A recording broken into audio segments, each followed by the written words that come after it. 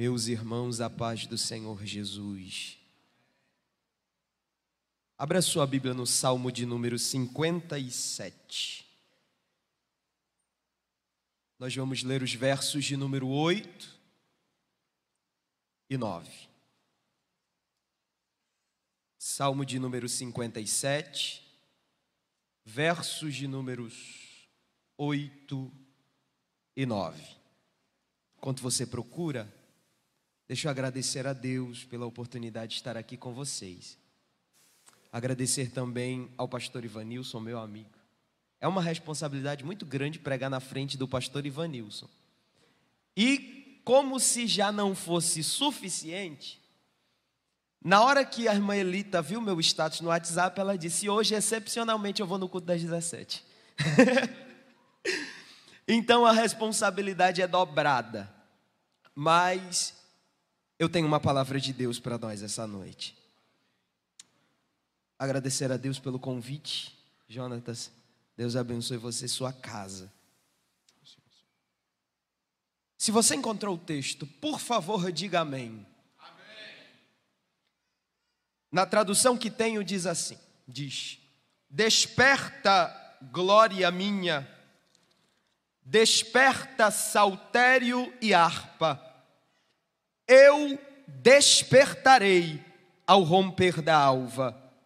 Louvar-te-ei, Senhor, entre os povos. Eu te cantarei entre as nações. Amém. Você pode sentar. Você conhece aquela canção que diz assim? O profeta Deus se aproximando, considera-se um pecador, mas o fogo santo queimando torna útil para seu Senhor. Fala, Deus, fala, Deus, toca-me com brasa do altar. Fala, Deus, fala, Deus, sim, alegre atendo ao teu mandar. Mais uma vez. Fala, Deus, fala, Deus, toca-me com brasa do altar. Fala, Deus, fala, Deus, sim, alegre atendo ao teu mandar. Glória a Deus.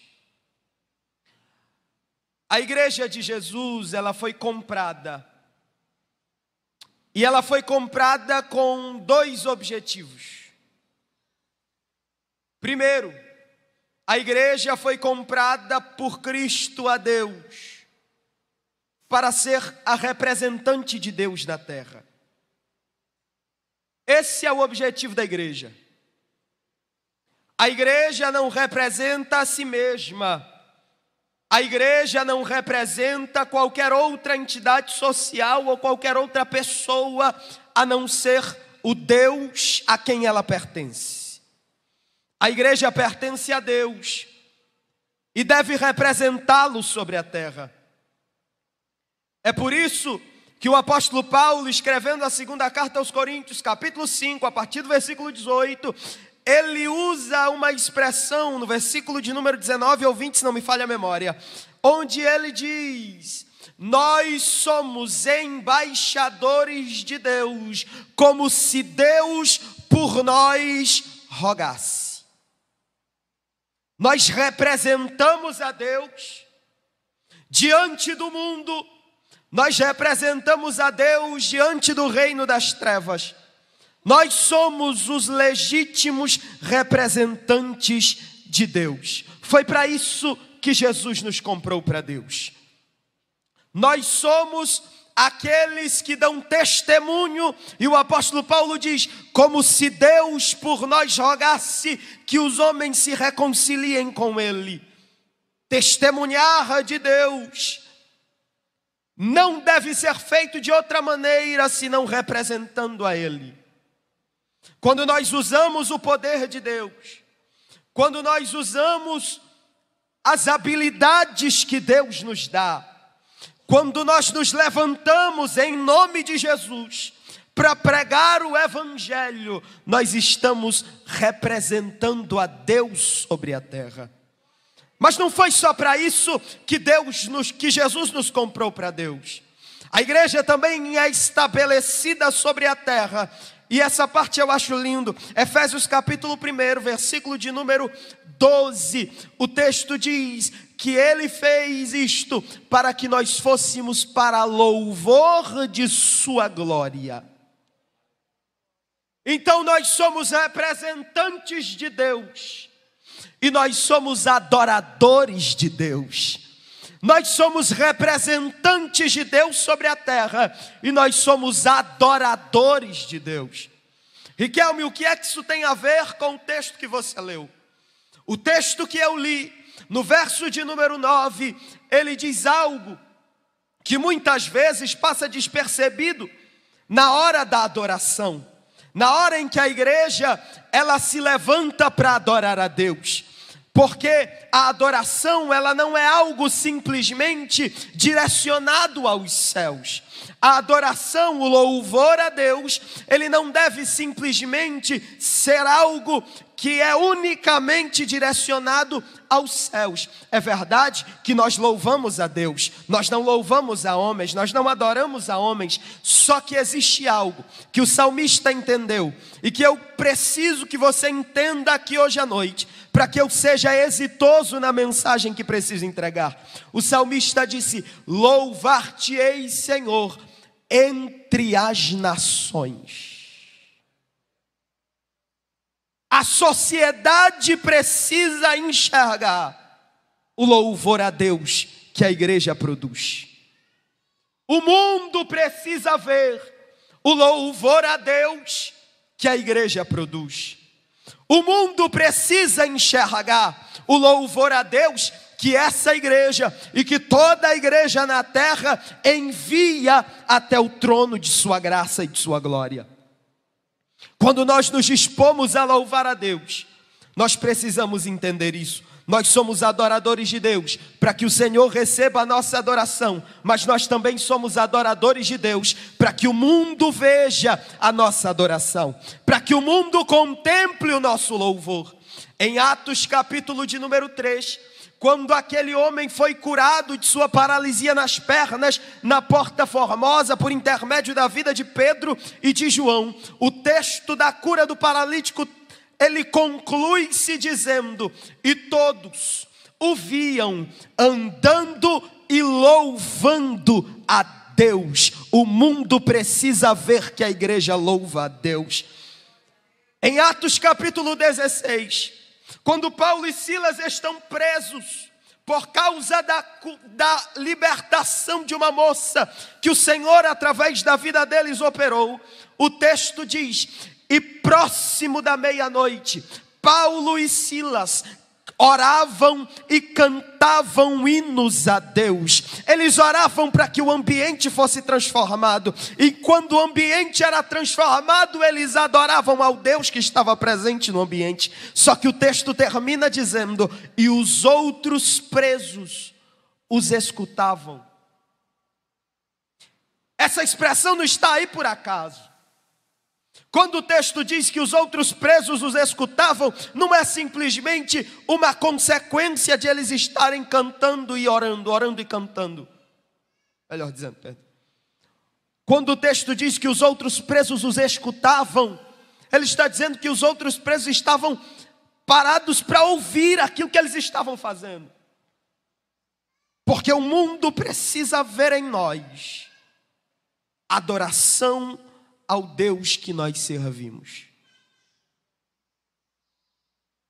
Quando o salmista diz: louvar-te-ei, Senhor, entre os povos, eu te cantarei entre as nações. Existe uma consequência desse louvor. Porque aqueles que nos vêm adorando ao Senhor, eles são tocados por nosso louvor. Eles são tocados por nossa adoração. E a adoração, ela assume um papel missional. Ela se torna instrumento da missão da igreja. Os povos são evangelizados quando a igreja adora a Deus. É bem verdade que Jesus disse: ide, pregai o evangelho a toda criatura. Só que ele também disse: os homens verão as vossas boas obras, uma vida de adoração, e glorificarão a vosso Pai que está nos céus. A adoração da igreja é um instrumento de sua missão. A adoração da igreja é um instrumento para que os povos vejam a glória de Deus em nosso meio. E vendo a glória de Deus em nosso meio, sejam convencidos por causa de nosso louvor, a também se juntarem a nós e adorarem ao Deus que nós adoramos, e a louvarem o Deus que nós louvamos, e a servirem o Deus que nós servimos. Só que existem algumas coisas que o salmista coloca anteriores a esse louvor que alcança as nações. E é exatamente o que nós lemos no verso de número 8. A primeira coisa que o salmista diz é: desperta, glória minha. Depois ele diz: desperta, saltério e harpa. E ele conclui dizendo: eu despertarei ao amanhecer. Existem algumas coisas que precisam ser despertas no meio de nós, para que quando a nossa adoração for enviada aos céus, os povos vejam e sejam tocados por causa de nosso louvor. E a primeira delas é aquilo que o salmista chama de glória minha. Quando ele diz desperta, glória minha, ele está falando de brilho na vida. A igreja que com sua adoração toca os povos é uma igreja que tem brilho de Deus na vida. E isso me lembra o Salmo de número 23, porque o Salmo de número 23, ele apresenta duas imagens. Do verso 1 ao verso 4, a imagem é de um pastor e de uma ovelha. Do verso 5 em diante, a imagem muda. E agora não é mais simplesmente um pastor e uma ovelha. É alguém que é honrado pelo seu Deus, pelo seu Senhor. E é interessante porque o texto começa dizendo: o Senhor é o meu pastor, não me faltará. Deitar-me faz em pastos verdejantes, guia-me mansamente às águas tranquilas, refrigera a minha alma, guia-me pelas veredas da justiça por amor do seu nome. Ainda que eu atravessasse um vale de sombra e de morte, não temeria mal algum, porque a tua vara porque tu estás comigo, a tua vara e o teu cajado me consolam.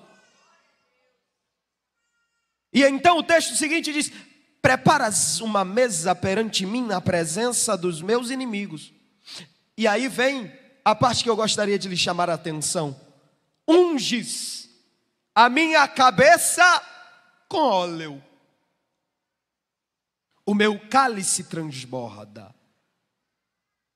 E então ele conclui o salmo dizendo: certamente que a bondade e a misericórdia me seguirão todos os dias de minha vida, e habitarei na casa do Senhor Jeová para sempre. Só que uma das bênçãos de honra é: unges a minha cabeça com óleo. A Bíblia fala de unção em duas perspectivas. Primeiro, a unção como toque de Deus, que confere habilidade.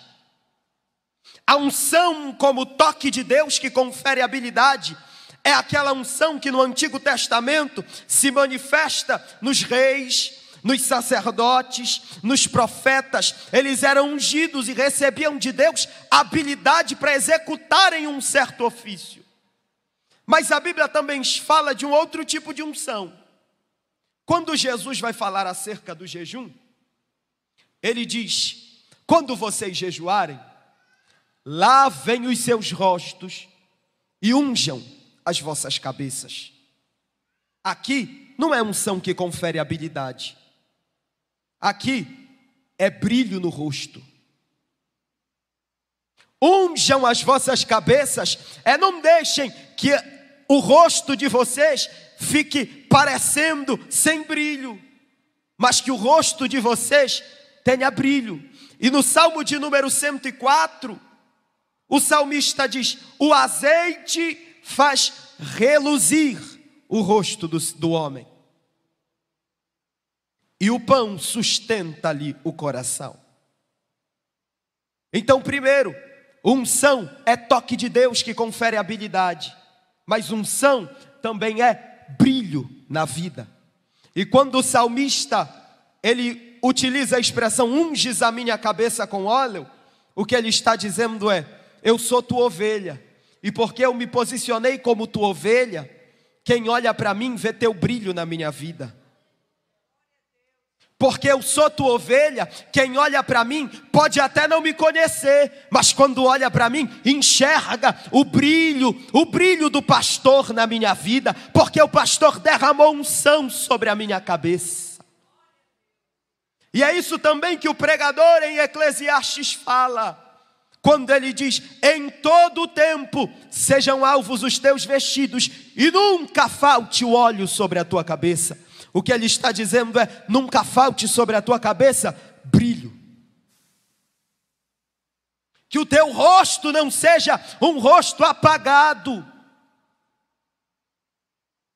E a igreja que quer tocar o mundo, evangelizar, ganhar o mundo com a sua adoração, ela precisa entender que ela só vai fazer isto quando o mundo olhar para nós e perceber o brilho de Deus em nossa vida. Quando eles olharem para nós e eles não verem simplesmente bons oradores. Quando eles olharem para nós e não verem simplesmente bons palestrantes, bons professores, bons pregadores, mas quando eles olharem para nós e começarem a dizer: tem um brilho diferente na vida daquele crente, eu não sei o que é, mas há um brilho de Deus na vida dele. Quando ele canta é diferente, porque tem brilho. Quando ela prega é diferente, porque tem brilho. Quando ela ora, eu sinto, porque tem brilho. O brilho de Deus é o que distingue a igreja. Segundo aos Coríntios capítulo 3, versículo 18. Todos nós, com a cara descoberta, refletimos a glória do Senhor como um espelho. O brilho de Deus na vida da igreja é o espelho do mundo. Se o mundo não está vendo o quão longe eles estão de Deus, quando olham para a igreja, pelo brilho de Deus na vida da igreja, é porque está faltando glória em nós. Porque quando nós estamos tomados pela glória de Deus, quando o mundo olha para nós, eles percebem os seus próprios pecados por causa do nível de santidade que transparece em nossas vidas. E aí Jesus disse: a luz resplandece nas trevas. A igreja adoradora, ela é convidada a clamar não simplesmente por canções mais bonitas, não simplesmente por acordes mais harmônicos em suas canções, mas pelo brilho da santidade de Deus na nossa vida, pelo brilho da glória de Deus. E como é que vem esse brilho, Riquelme? Quando nós assentamos em nosso coração sermos ovelhas desse pastor. E o que é ser ovelha? Ele disse: as minhas ovelhas ouvem, reconhecem e atendem a minha voz. Mas tem uma segunda coisa. Ele diz: desperta, saltério e harpa. Primeiro, o brilho precisa voltar. Segundo, os instrumentos. Os instrumentos precisam estar evidentes. E quando eu falo de instrumentos, eu não estou falando simplesmente do piano, do violão, da guitarra, do contrabaixo ou da bateria. Quando eu falo de instrumentos, eu estou falando de instrumentos espirituais. Porque o apóstolo Paulo, em 1 Coríntios capítulo 14, ele diz: se o ímpio entrar no meio do culto de vocês, e vocês estiverem profetizando, instrumento espiritual, então ele será convencido e prostrado ao chão se converterá dos seus pecados. Os instrumentos espirituais têm que voltar para o meio do nosso culto. A missão da igreja só será exitosa quando os instrumentos espirituais estiverem no meio de nós. Nós somos uma igreja pentecostal, a igreja da profecia, a igreja das visões de Deus, a igreja da interpretação de línguas. Nós não podemos perder isso. A igreja que tem êxito em sua missão é a igreja que tem os instrumentos espirituais evidentes no meio dela.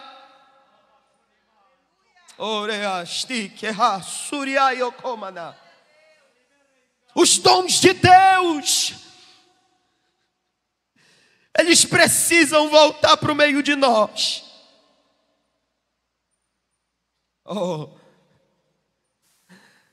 Olhe para dentro de você e se pergunte quanto tempo faz que você não vê um profeta se levantando e marchando pelos corredores dos templos que você frequenta, abrindo a boca e dizendo: assim diz o Senhor, e o Senhor falando verdadeiramente.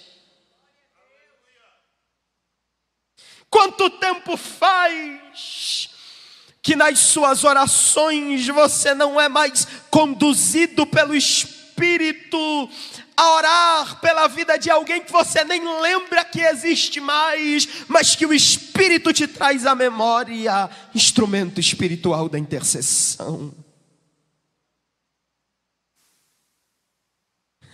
O apóstolo Paulo disse: quando vocês se reúnem, cada um tem salmo. Quando vocês se reúnem, cada um tem doutrina. Quando vocês se reúnem, cada um tem cântico espiritual. Os instrumentos precisam ser despertados. Os instrumentos precisam ser despertados no meio de nós. Porque nós temos uma cidade para conquistar, e instrumentos humanos não conseguem conquistar uma cidade. Ferramentas humanas não vencem guerras espirituais. Guerras espirituais são vencidas com instrumentos de Deus. Desperta, instrumento. Desperta o dom que há em ti. Desperta essa palavra profética que Deus colocou na sua boca. Desperta esse dom da escrita que Deus te deu. Nunca fez curso, mas escreve como ninguém, porque o Senhor tocou a tua mente. Desperta, porque nós temos uma cidade para ganhar.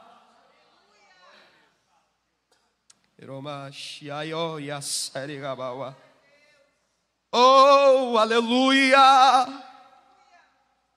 E eu já começo a concluir. O texto diz: desperta, glória minha. Desperta, saltério e harpa, desperta, instrumentos. E ele termina dizendo: eu. Em algumas traduções, eu mesmo despertarei. Porque de nada adianta uma obediência mecânica.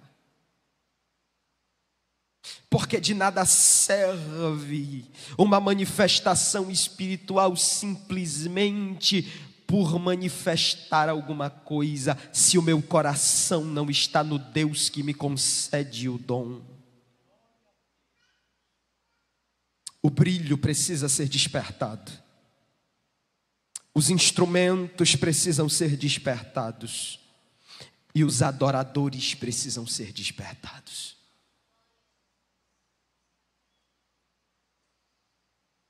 Talvez você veio aqui hoje à noite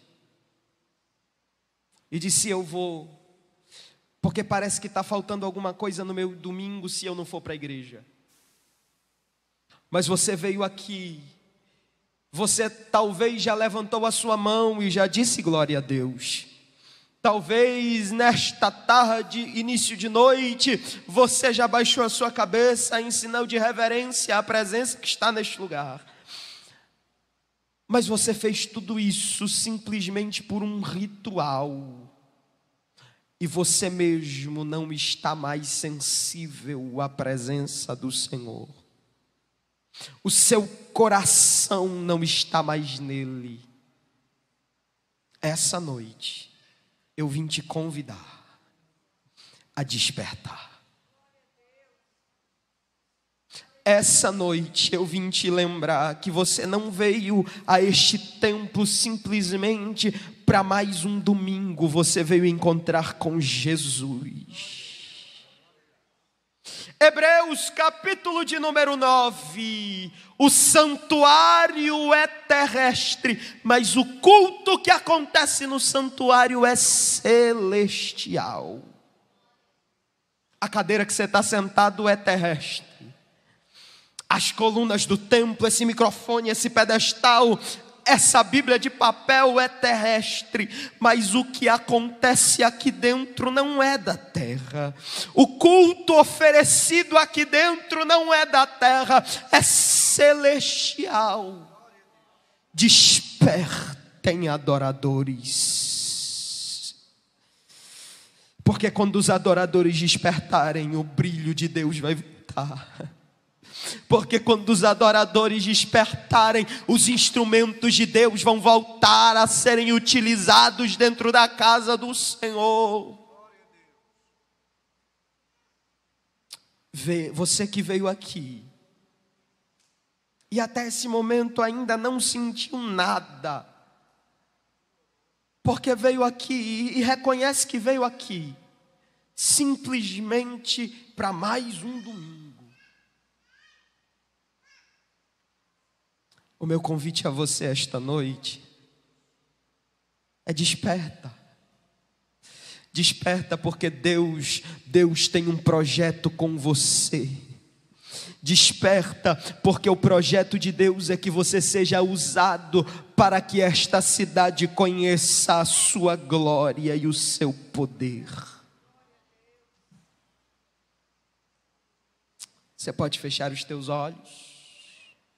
Termino agora.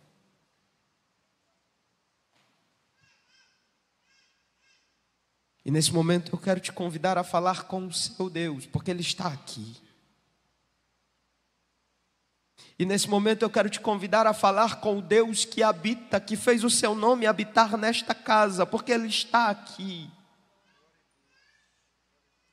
E esse lugar não é um lugar comum, este lugar não é outro lugar, senão a casa de Deus. Sabe o que o salmista diz lá no Salmo 115? Ele diz: casa de Israel, vocês que foram escolhidos, temam ao Senhor. Casa de Arão, vocês que foram ungidos, temam ao Senhor. Mas vocês que temem ao Senhor, Ele é o seu auxílio, o seu escudo. O que Ele está querendo dizer é que não adianta simplesmente eu ter sido escolhido e ter sido ungido, tocado, recebido habilidade, se quando Ele chega eu não percebo sua presença. Se quando Ele está na casa eu não percebo sua presença. Fala com o teu Deus esta tarde. Uramandagai, Shuriande Klamasturiakau Aseriai, Shemenegodegiasuyandai. Espírito Santo de Deus, eu oro com esta igreja nesta noite. Uramandele barashui de que mandorocosui andai, shemenegaduria e acamantolia céu e acamanduria chá. E diante do teu trono nesta tarde nós nos pomos em reverência à presença santa que habita neste lugar.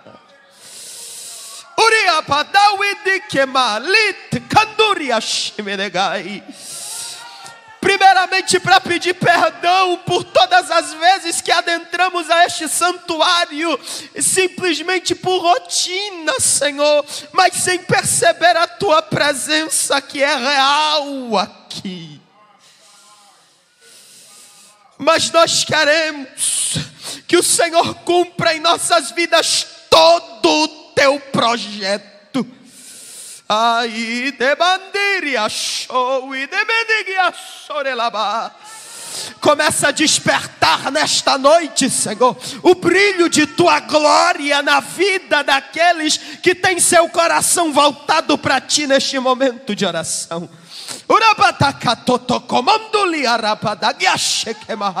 Começa a despertar nesta hora, Senhor, os instrumentos que estavam adormecidos.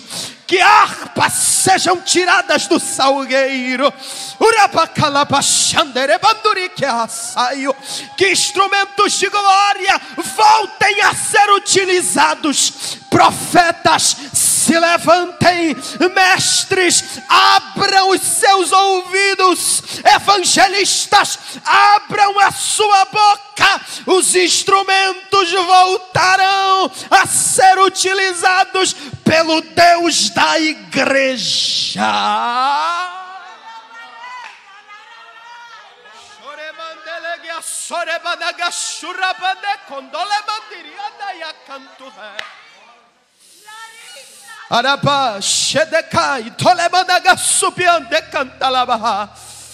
Oh, voltem cânticos espirituais. Volta a profecia, volta a interpretação de línguas, volta discernimento de espíritos. Ainda não lhe demandaria sair. Vem Santo Espírito do Senhor Jeová, Espírito de sabedoria e de inteligência, Espírito de conselho e de fortaleza, Espírito de discernimento e de conhecimento, Espírito de temor.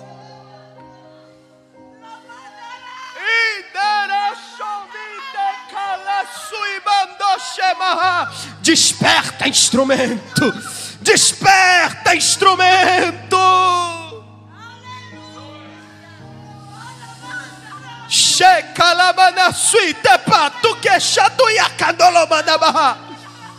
Oh, a tochas de Deus, a tochas de Deus, tochas de Deus, tochas de Deus, que saem deste altar aqui hoje à noite e se movem pelos corredores deste santuário.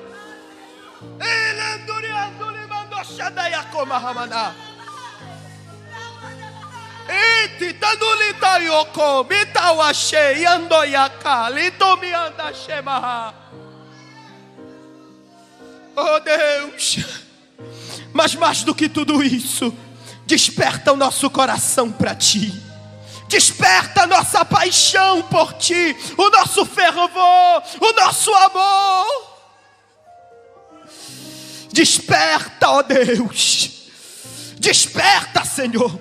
Desperta o coração dos Teus adoradores.